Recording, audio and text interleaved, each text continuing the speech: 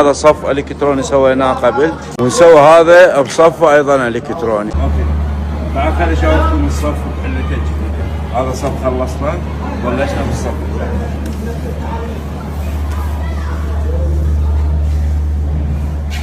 هذا هديه ايضا اخرى لاطفالنا بهذه المدرسه، وجزء من الرد الجميل لهذه المدرسه اللي انا تخرجت منها والان اولادي يدرسون بها.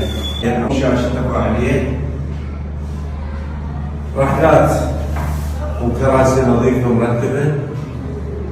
هذا هو استحقاق اطفال العراق، يعني مو استحقاقهم ان يدرسون بمدارس كهربائيه. وان شاء الله ما دامنا موجودين راح نرتب لهم كثير من الاشياء، حتى شويه شويه نمشي بالصفوف نسوي كلنا الكترونيات. فرد هذا الصف الثاني حتى يتناسق ويا اخوه، وهذا الصف الانجليزي ممكن نحوله بقاعه ثانيه.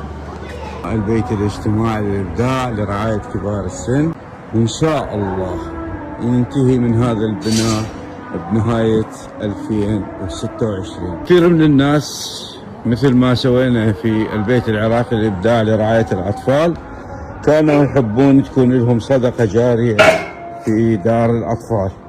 هنا ايضا بدار كبار السن مثلا هذا المكان هو المسجد، اتصلوا بي اسره واخذوه سووا صدقه جاريه على روح ابنهم.